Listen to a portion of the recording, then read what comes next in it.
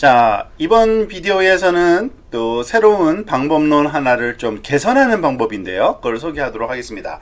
앞부분에서는 그 월드2백 월드 임베딩 행렬을 구하기 위해서 학습 목적으로 소프트맥스 그 분류 문제를 풀었습니다. 그런데 가장 큰 문제는 소프트맥스가 너무 그 계산 시간이 많이 걸린다는 그런 한계가 있습니다. 이 소프트맥스 펑션을 쓰면요. 자, 그래서 여기서는 그 사실은 네거티브 샘플링이라는 기법을 도입하는데요. 그것을 소개하기 전에 일단 어떻게 그 학습 문제, 그러니까 슈퍼바이즈드 러닝인데 좀 새롭게 그 학습 문제를 다시 정의합니다. 그 내용을 한번 살펴보겠습니다.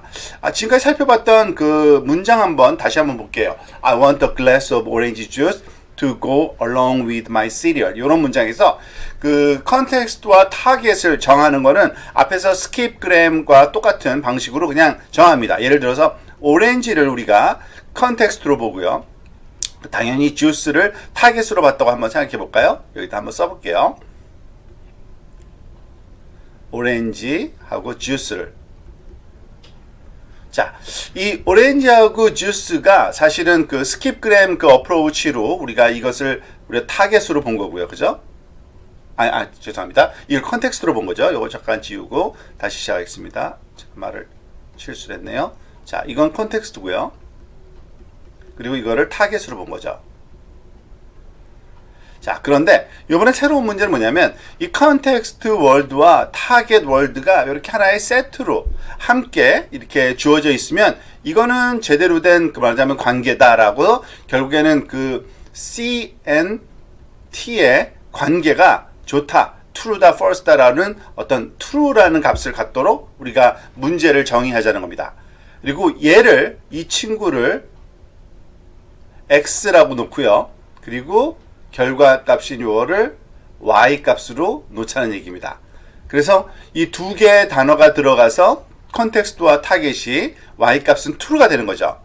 자, 그러면 나머지 그 단어들은 어떻게 또 그 훈련을 시키느냐? 나머지 그 소위 경우에 대해서는 이런 식으로 똑같은 그 오렌지 타겟에 대해서, 그러니까 오렌지라는 컨텍스트에 대해서 타겟이 이 문장에서 존재하든 안 존재하든 그냥 그 딕셔너리에서 보캐블러리 딕셔너리에서 랜덤하게 찾아내는 겁니다. 예를 들어서 king, 당연히 이 문장 안에 없는 거죠. 그래서 이거는 틀린 그 잘못된 그러한 그 컨텍스트 타겟 페어다라는 얘기고요.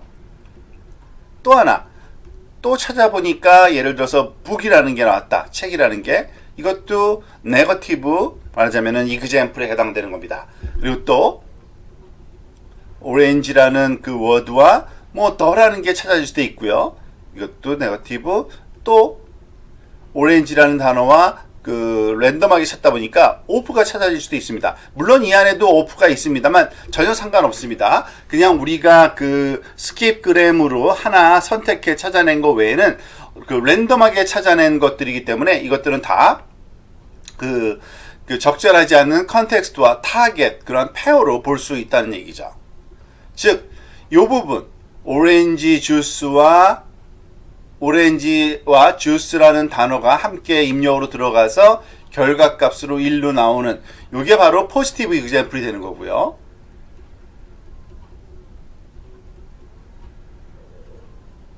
그 나머지 모든 것들은 당연히 네거티브 이그젬플이 되는 거죠.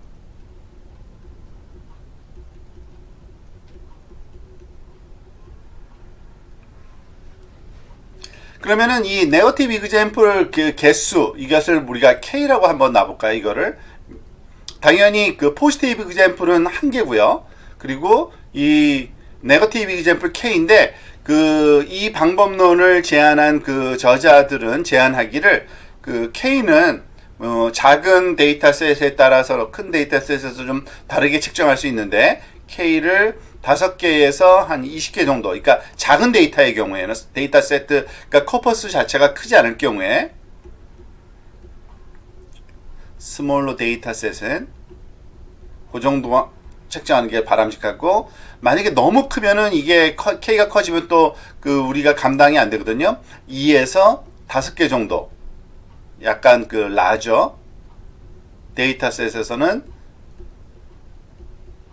이와 같은 개수로 이 네거티브 그 이그젬플을 요 정도 그 개수로 말하자면 훈련시키는 것을 제한한다고 보시면 됩니다. 자, 이와 같은 그 방법으로 네거티브 이그젬플과 포지티브 이그젬플을, 물론 이건 아까는 그 딕셔너리에서 랜덤리 픽이죠. 랜덤 픽.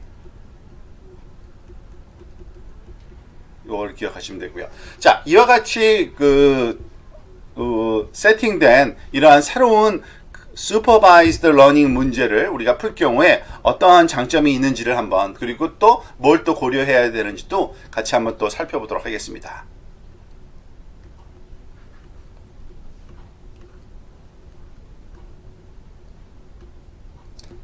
자, 우선 그 소프트맥스 그 수식을 다시 한번 생각을 한번 해볼까요?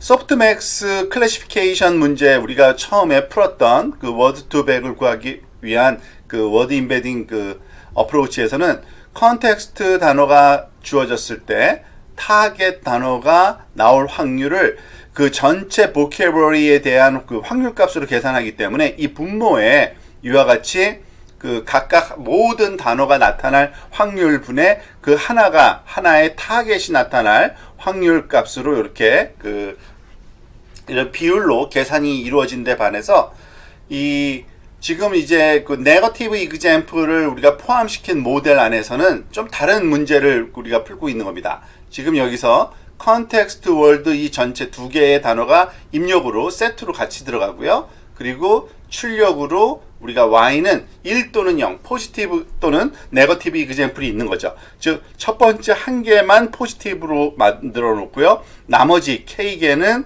그 네거티브 이그젬플을 제공해서 이 주어진 k 플러스 1개의 그 로지스틱 리그레션을 푸는 겁니다. 논리 말하자면은 그 회귀 문제를 푸는 거죠. 우리가 논리 회귀 문제는 사실은 좀 더 다시 그 포뮬레이션 해보면 이걸 구하는 거죠. probability of y는 1일 확률 given C, 컨텍스트 월드와 이 타겟 월드 두 개가 C와 T가 주어졌을 때 그게 말하자면은 그 포지티브일 확률을 계산하는 거고요. 이거는 보통 그 출력단에 그 하나의 노드가 있고 그 노드 값의 액티베이션 함수는 시그모이드 함수, 우리가 요 시그마는 시그모이드 함수를 그 상징을 하는 거고요. 그리고 그 안에 들어가는 말하는 값은 그 소위 네트워크 그 웨이팅 값, 세타 그 타겟 트랜스포즈 곱하기 그 임베디드 매트릭, 그러니까 임베딩된 벡터의 그 크기, 이 그 컨텍스트 월드의 임베딩 벡터, 요것의 덧 프로덕트의 결과값이 요 그 세타를 우리가 구하는 게 말하자면은 이러한 그 로지스틱 리그레션의 그 말하자면 포뮬레이션인 것을 우리가 잘 알 수 있습니다. 자, 그러면은 어떠한 지금 계산이 이루어지고 있는 건지 한번 다시 한번 또 그 계산의 말하자면은 그 비중 측면에서, 그러니까 필요한 계산량의 비중 측면에서 한번 살펴보기 위해서 여기 그 로지스틱 리그레션은 우리가 어떻게 구하는 거냐면요. 예를 들어서 오렌지 단어가 그 아마 인덱스가 6257번인가 아마 그랬던 것 같은데요. 그 얘기는 그 원핫 벡터 6257번째의 엘리멘트만 1인 값을 원핫 벡터가 임베딩 매트릭스에 들어가서 결국에는 임베딩 벡터 이 6257번째 벡터 길이가 말하자면 300, 여기서는 그 만이었던 게 여기서는 한 300 정도 길이가 돼서 나오는 벡터를 사용하는 거고요.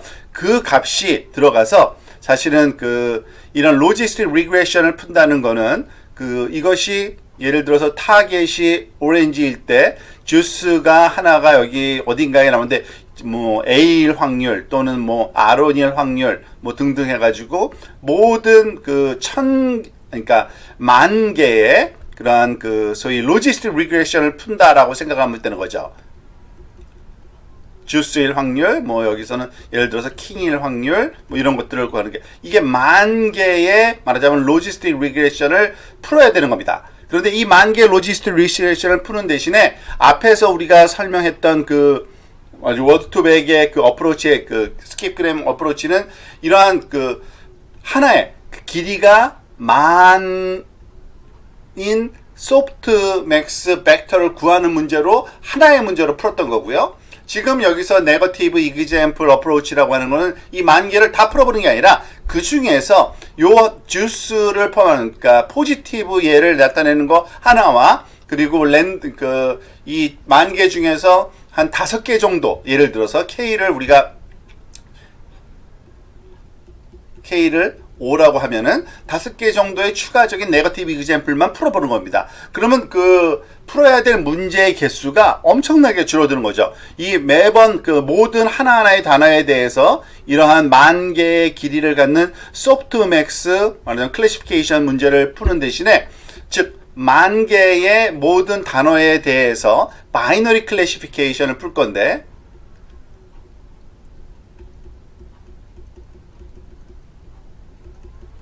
그렇지만은 이 바이너리 클래시피케이션 프로블럼을 모두 다 만 개를 할 필요가 없고 K 플러스 1개, 즉 네거티브 K개와 그 포지티브인 거 한 개만 선택해서 적절하게 함으로써 우리가 엄청난 그 효율성 있는 이런 컴퓨테이션이 이루어질 수 있게 된다는 거를 그 이 네거티브 이그젬플 어프로치에서 알 수 있게 된 겁니다.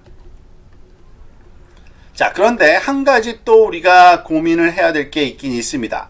뭐냐면 이 네거티브 이그젬플을 그럼 과연 어떻게 뽑겠느냐는 거죠. 우리가 앞에서 생각했던 여기 그 컨텍스트와 이 타겟 월드의 그 그러니까 합한 것이 그 입력 S고요. 여기서의 타겟은 그 타겟 월드 의미가 아니라 이러한 그 네트워크에서의 목표치로서의 타겟은 여기 Y 값이 1 또는 0이 되는 거고요. 이 부분이 포지티브 이그젬플이고 나머지는 당연히 네거티브 이그젬플에 해당되는 겁니다. 자, 그런데 이 네거티브 이그젬플을 우리가 임의로 king, book, the, of 뭐 이렇게 랜덤하게 추주를 했다 그러는데, 사실은 그 랜덤하게 추주한다는 것이 그 좀 조심스러운 게, 우리 단어에는 모든 단어들마다 나타나는 그 빈도수가 다 다릅니다. 예를 들어서 뭐 우리가 the나 of나 and나 어나 등등등은 너무나도 자주 나오겠죠. 그러면 그 단어들의 그 선택될 이런, 말하자면 네거티브 이그젬플로 선택될 확률이 굉장히 높아집니다. 그래서 그것을 그대로 쓰면은 적절하지가 않고요. 이 그 방법론을 제안한 저자들이 제안한 그러한 그 실험적으로 우리 그 계산한 방법이 있는데, 좀 실험적인 그런 그 계산형이긴 합니다만, probability of wi, 즉 i번째 워드가 그 나타날 확률 값을 어떤 식으로 말하자면 여기서는 그 계산해서 활용한 거를 제안했냐면요. 물론 이것을 무슨 뭐죠? 벡터 월드 개수만큼, 그러니까 n분의 1만큼 벡터 월드가 예를 들어서 만 개다 그러면 만분의 1씩 모두 다 똑같이 이런 식으로 주면은 이거는 바람직하지 않고 아까 말한 것처럼 굉장히 그 자주 이렇게 나타나게 될 거라는 걸 알 수 있습니다. 그래서 그 빈도수를 먼저 계산하게 됩니다. frequency, 모든 워드마다 frequency of wi를 계산할 수가 있는데, 우리가 갖고 있는 그 딕셔너리 또는 vocabulary corpus 안에서요, 이 frequency of wi를 모든 단어에 대해서 계산한 후에 그 모든 단어, 예를 들어서 j는 1부터 만 번째까지 이 f of wj를 더하는데, 그냥 더하는 것이 아니라 이것을 뭐 3분의 4승, 아니 그 4분의 3승으로 그 지수승으로 처리한 것을 다 더하고, 역시 이것도 4분의 3승만큼의, 이렇게 하면은 좀 더 그 뭐 적절한 그 이퀄리 배분된 그러한 그 네거티브 이그젬플 선택이 될 거라는 실험 결과를 같이 제공해 주고 있고, 뭐 별다른 또 다른 그 얼터너티브가 없는 이상 이러한 방법론, 저자들이 제안한 이 방법론을 쓰는 것도 바람직할 것 같습니다.